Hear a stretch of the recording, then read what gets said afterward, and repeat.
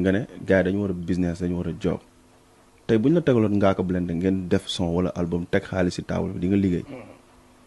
ñu tax. bon loolu sama kii la sama. parce que sànq da nga ne dañu war a business dañu war a liggéey. dañu war a lekk business yaatu na. business yaatu na business dafa yaatu de. mais pourquoi. parce que tey dama koy gis États-Unis da ngay gis ñaari rappeurs yoo xamante ne dañuy. waaw mais xam nga ku nekk ak nan laa ko mën a expliquer ku nekk ak ni ngay liggéeyee quoi. ku nekk ak li ngay liggéeyee man xëy na décidé wu ma liggéeyee noonu. ok peut-être nag lu doon nice la. mais man du ma liggéeyee noonu surtout li may def yëpp peut-être damay xool ak kan laa ngay defal ak je n'ai rien contre lui mais man maay am feeling ne kii laa bëgg liggéeyal ma liggéey ak moom waaw même bu fekkee ci pour hip hop bi dina nice et puis dina indi lu bees. dina indi lu nice trop dina indi xaalis ak lépp. mais non man avancé wu ma noonu. mais Dip gis nga xaalis bi mën a génn foofu. man proposé nañ ma lu ne si loolu. si nga def ak Ngaaka Blindé bu ñaari yoon. même def ak moom ak yeneen ak yeneen ok d'accord xaalis proposé nañ ma xaalis bu bëri si loolu. si yow ak Ngaaka Blindé. pour benn affaire benn projet du projet musique ñu def son mais am na lu ñu proposé. nga bañ waaw. xaalis bu bëri na si génn. nga bañ. xaalis bu bëri dem na ba presque ay 30 millions. la yow yaa joobeewul noonu. waaw.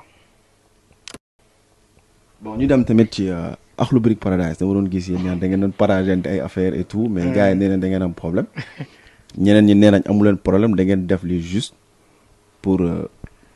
kumpa bi non defuñu dara nan laa ko mën bon man defuma dara xëy na je sais pas wax dëgg yàlla man yenn sujets yi sax du ma sawar.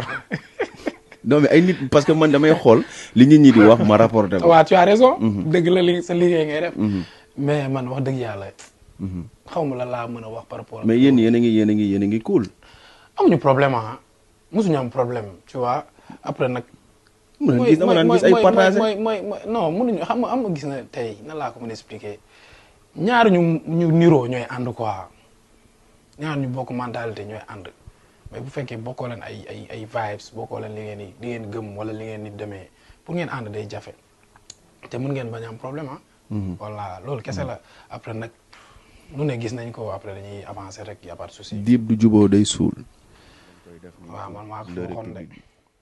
waaw c'est de la république bi parce que vraiment suñu waxu démb mooy suñu waxu tey c'est relation la boo xamante ni ça va parce que suñu bro la ci musique suñu bro la ci lépp muy moom ak yeneen génération on a tendance à dire que Akhlou Brick amul problème ak kenn ku am problème yaa am problème ak Akhlou Brick mais du benn relation boo xamante ni am na jeexi jaaxa wala loo xamante ni dañ ko créer wala loo xamante ni dafa nekk coow boo xamante ni dafa jóge ci ñun wala mu jóge ci lenn loo xamante ni am na ci suñu mindset buñ ko gisoon léegi concert boo ñu fekkee da nga naan ñu voilà dañuy nuyoonte waxtaan dem ku ci nekk mais n'oublions pas que ni musique moo laaj des fois nga ni waaw ku ci nekk na nga gérer say